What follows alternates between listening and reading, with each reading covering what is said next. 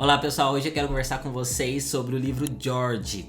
Esse é um dos livros que eu li no meu clube de leitura. Inclusive, caso você não saiba, eu tenho um clube de leitura chamado Texto Junkies, cujo objetivo é promover a leitura e discussão de obras que envolvam pessoas trans.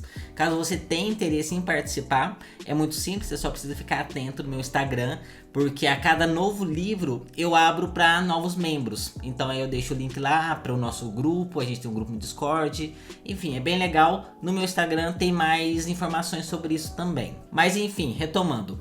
Quando a gente leu George, ele levantou um debate, né? Na verdade, ele levantou vários debates, mas um deles não envolvendo a história em si, mas sim a mudança do título do livro, né?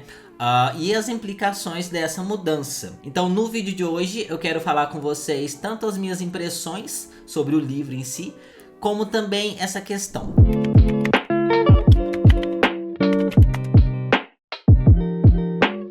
Vou começar apresentando o livro porque talvez alguns de vocês nunca tenham ouvido falar dele. A sinopse é a seguinte: quando as pessoas olham para George, acham que vem um menino, mas ela sabe que não é um menino, sabe que é menina.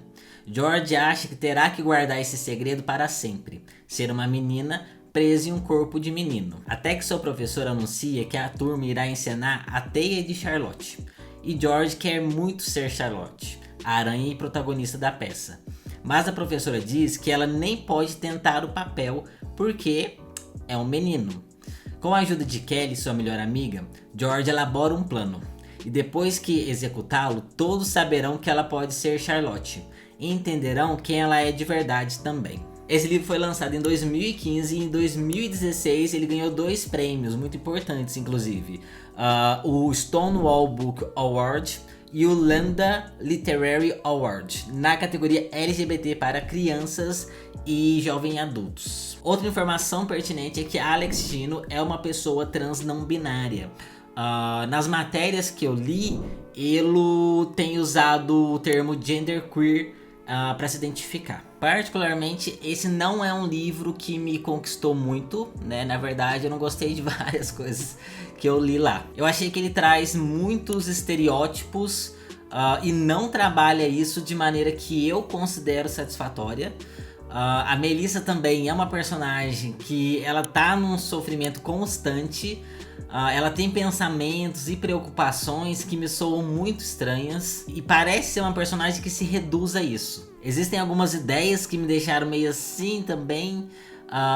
O irmão tem umas falas dele dizendo: mas isso é ser mais do que só gay, né? Ou então: você é um péssimo menino. E não que seja um problema um personagem ter tais visões, mas eu achei que o livro não trabalha isso de maneira crítica. Me pareceu mais uma reprodução e uma manutenção daqueles estereótipos de gênero, sabe?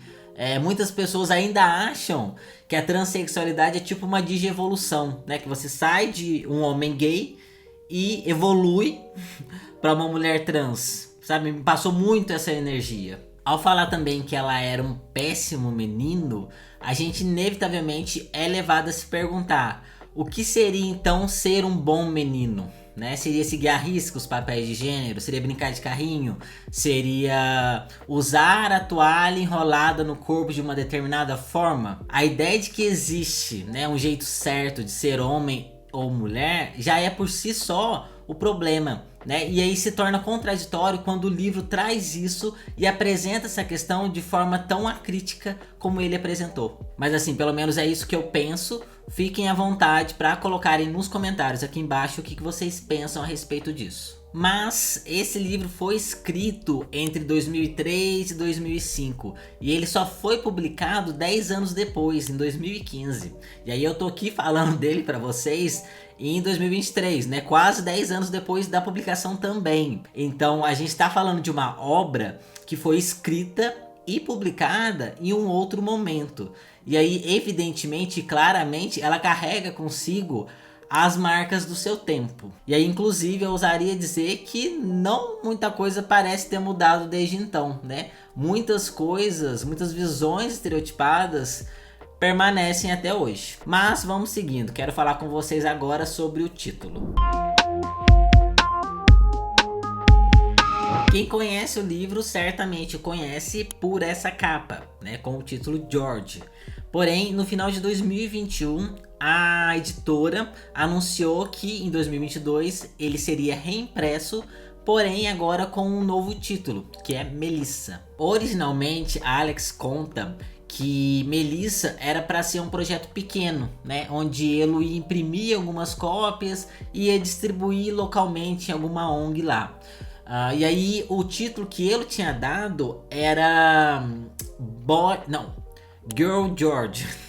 Girl George, que faz referência a um cantor da década de 80, gay, andrógeno, cujo nome era Boy George. Só que aí Alex conhece um agente, o livro é vendido para uma editora e a primeira intervenção que eles fazem é mudar o título, né? Então de Girl George vira apenas George. O editor inclusive diz que entendia a referência, mas ele achava que as crianças não entenderiam e que o termo girl na frente poderia afastar os pais de meninos de comprar o livro.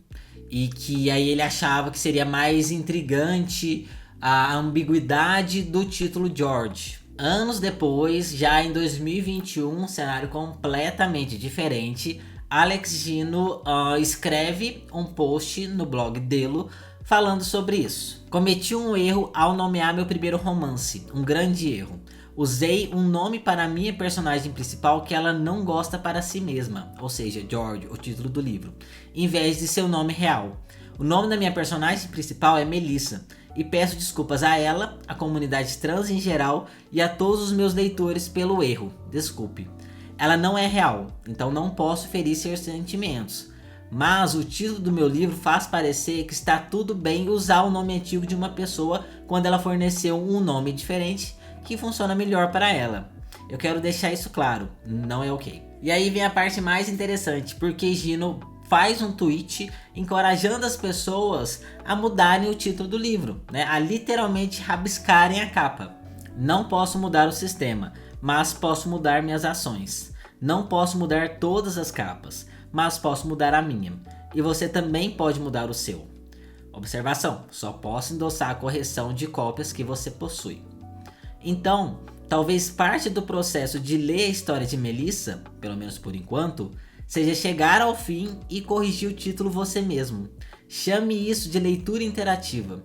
Caramba, quando você der a história de Melissa de presente, inclua um marcador permanente. Então conserte sua cópia. Faça isso. A criatividade é queer. E de fato as pessoas passam a riscar a capa e a escrever Melissa no lugar. Se vocês pesquisarem pela hashtag SharpActivism no Twitter, vocês vão ver vários exemplos. Posteriormente, a própria editora concorda em reimprimir o livro com o título Melissa. E aí eles até disponibilizam uma capa temporária para você imprimir em casa e colocar, né? Aqui no Brasil, o grupo editorial Record também anunciou que vão relançar o livro já com um novo título. Rabiscar um livro para muita gente é um ato ultrajante, né? O livro ele ainda carrega consigo essa áurea do que é intocável, né? Do que não se deve amassar, não se deve escrever e afins. E aí Alex Gino estabelece um paralelo muito interessante entre corrigir o livro e a experiência trans. Eu sei, a capa é linda, icônica até. Mas o problema é o seguinte: tantas pessoas transexuais ouvem que somos lindas como uma razão para não fazer a transição, inclusive eu. Dizem que estragaremos algo especial, como se parecer agradável para os outros fosse mais importante do que sermos nós.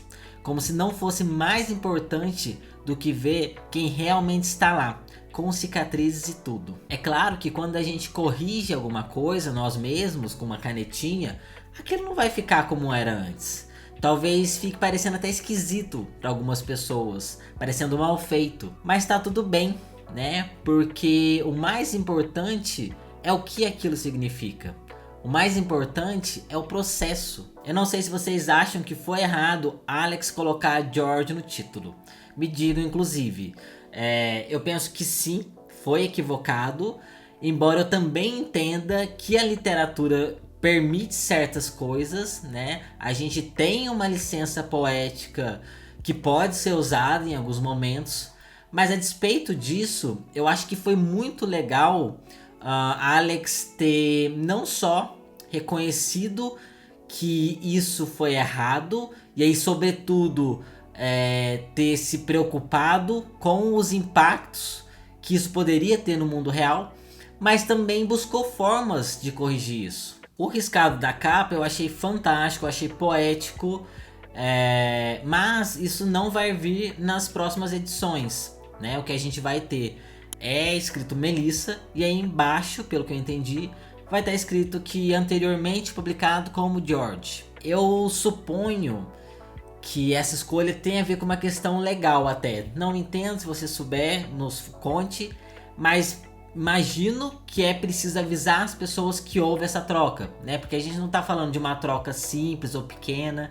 também não é uma questão apenas de tradução, né? Você literalmente está mudando o título de um livro, né? E aí eu acho que você tem que comunicar às pessoas sobre essa mudança. E suponho também que manter essa informação embaixo tem a ver com uma questão de venda, né? Afinal, a gente está falando de um livro premiado que quer ser encontrado e que as pessoas querem encontrar.